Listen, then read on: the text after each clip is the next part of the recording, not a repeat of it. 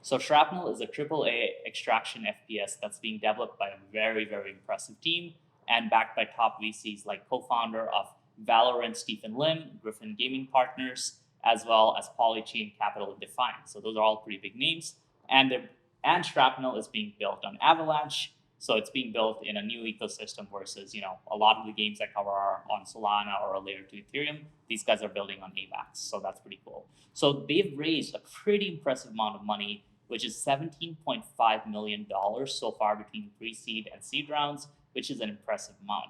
Now, while the game doesn't have any gameplay footage yet, it looks like they're head down on development, and this could be a potentially large game when it does come out. So I'm pretty impressed with the team. They're members that have worked on AAA gaming titles, including Halo, Bioshock, Call of Duty. So there are 33 of the team members on LinkedIn. So let's take a look at a few of them, right? So let's talk about Don Nurbury. So Don Nurbury, he's the studio head. He's worked for EA Games. So I'll just show you right now. So he's a studio head at Shrapnel. Looks like a couple of the team members have this Neon company. So I'm not sure what they do, but essentially seems like they all launched a company together a while ago, and maybe they're transitioning to Shrapnel. But before that, he used to be director of engineering at HBO, which is a pretty impressive role. He used to work at Microsoft as a senior development lead. He was a lead engineer on Crackdown 3 and Sunset Overdrive. And then he also worked on Bioshock Infinite as an AI lead. He worked in LucasArts for the Indiana Jones team. And he then also worked at EA for many of their sports franchises, including Madden NFL 06. So he's clearly got a massive amount of experience in the gaming space. And then you also have their CEO, Mark Long. So Mark Long is a former head of Xcloud, which is Xbox's game streaming service at Microsoft. And he's essentially got a pretty huge amount of experience working, at HBO. So it seems like a lot of the people on this team knew each other from before, which is always a good sign. It shows they have great working chemistry. And it's, when you have a brand new gaming studio, if it's just a bunch of people who don't know each other, it's not going to work as well. But obviously, they know how to work well with each other. So he's a director at HBO. So obviously worked at Xcloud, gaming as a service. So he's got good experience in gaming. Then also worked at Meteor Entertainment. So basically, Hawken was a pretty big game. And then he also worked at Zombie Studios as a CEO for 17 years. And they basically built games, including the Ghost Recon, America's Army, which is a pretty bad game, but he's got experience. He's worked with studios like Disney, Ubisoft, Activision, Bethesda, Sony, etc. So both of those two senior members, and then just if you just look at even random people on their team, it's pretty impressive. So their head of gameplay has worked on Call of Duty Black Ops and Bioshock Infinite.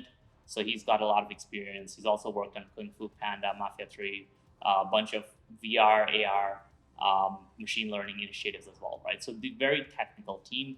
And, just take a look at their team members, right? You just click on any random person and it's just like always impressive, right? Okay, creative directors worked at Forza Motorsport, Red Faction Guerrilla, Bioshock Infinite, right? Just click around and you'll see people are pretty impressive here. Now, the other cool part is obviously they've raised a lot of funding, so they are hiring like crazy. So they have like 33 members right now. They're hiring 3 UX. They have 29 open positions. So they're literally doubling the size of their studio. So they're going aggressive. A lot of game engineers. They're hiring a marketing director. I would be interested in this if it wasn't in Seattle. Definitely don't want to move to Seattle. But yeah, pretty impressive team right here. So let's quickly talk about their backstory, right? So from the white paper, the lore is that in the world of Shrapnel, a massive asteroid called 38 Sigma has collided with the moon, causing lunar meteorites to bombard a 500-kilometer zone wide band around the Earth. The area is known as the sacrifice zone. It's uninhabitable, basically being bombarded by asteroids. But in the zone, you can find a super valuable element called compound sigma from these asteroids that allows quantum mechanic behaviors to manifest in classical physics realm, aka superpowers in some sense. So the whole point is you can take these valuable elements and extract them while fighting off other players. The loot is an NFT, and then you're able to extract it and then keep it up in your inventory. It also sounds like you can lose your NFTs and your gear if you die. So it's basically an extraction FPS and with a lot of kind of blockchain elements. Now, there's a very strong focus on user-generated content. So they've realized that to create a sustainable economy, they really need to have strong UGC. So this includes player-created tournaments, vanity items, and most importantly, maps, right? So they're focused on building a sustainable creator economy where creators can earn from creating new maps and items. So for example, there'll be a marketplace for items where people can sell their vanity items, and map creators can actually earn the in-game token as well if their maps become popular and become used a lot, right? So overall, on the economy side, they seem to have understood the importance of UGC in creating a sustainable economy. So I think there is some sign of bullishness there. Now let's talk about tokenomics, and this is for me the weakest part of this game, right? Because like everything else looks good. AAA studio, incredibly impressive team, tons of funding. White paper looks interesting. However, if you look at their token distribution, around 54% is for team and investors, right? So I'm guessing this was the first round and this was the second round, but 54% is pretty high.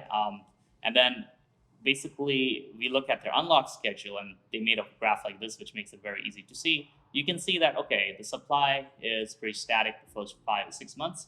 So I would imagine probably the best time to, kind of invest into the game would be around here. If the game's showing promise, because usually, when you have an ID or IGO, usually there's a initial pump and then like kind of a slowdown as people kind of, paper hand it and then sell it around here. So if the game's able to get like a lot of mass adoption, like around this stage, you could write this up.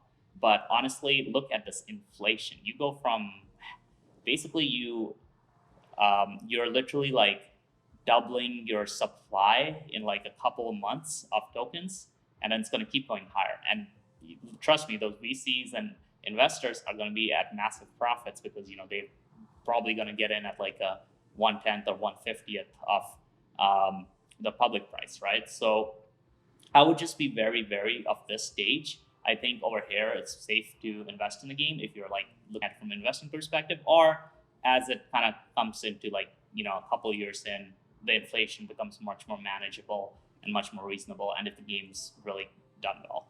Now, obviously, the only way this can be beat if adoption is so huge that demand outpaces supply, but that would require like basically a doubling of demand every couple of months, every few months here. So that's my biggest concern about this game. Now, does this mean I don't want to play this? No, I do want to play this, but I'm just not gonna buy a bunch of their tokens. Right?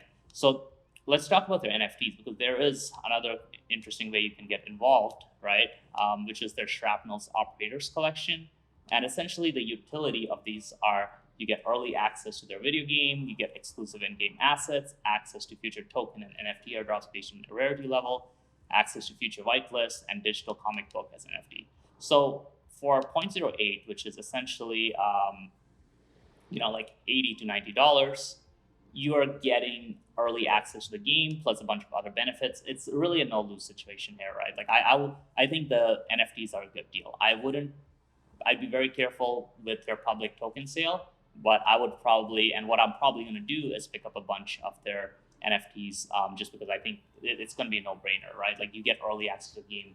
The game looks fun. I pay $70-$80 on Steam anyways for games, so why not do it here? And then you also get like a bunch of other benefits, including token. So yeah, it's a no-brainer. So overall, I'd keep an eye on this project.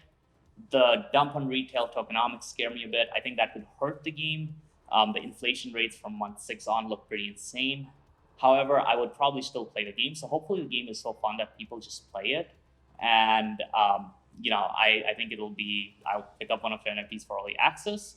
The focus on creator economy does make me bullish. So if they can get through this kind of like really steep inflation phase and not have too many issues, and they are able to onboard mass gamers who don't care about the token price, I'm pretty bullish long term on the game, right? So that's basically my opinion on Shrapnel. I definitely would keep an eye on these guys. I would pick up maybe a couple of these NFTs. And yeah, guys, thanks for watching, and I hope to see you in the next video. Follow me on Twitter if you haven't already, and subscribe to the YouTube channel. It really helps me a lot. And leave a comment for the next game you want me to cover. Thanks again.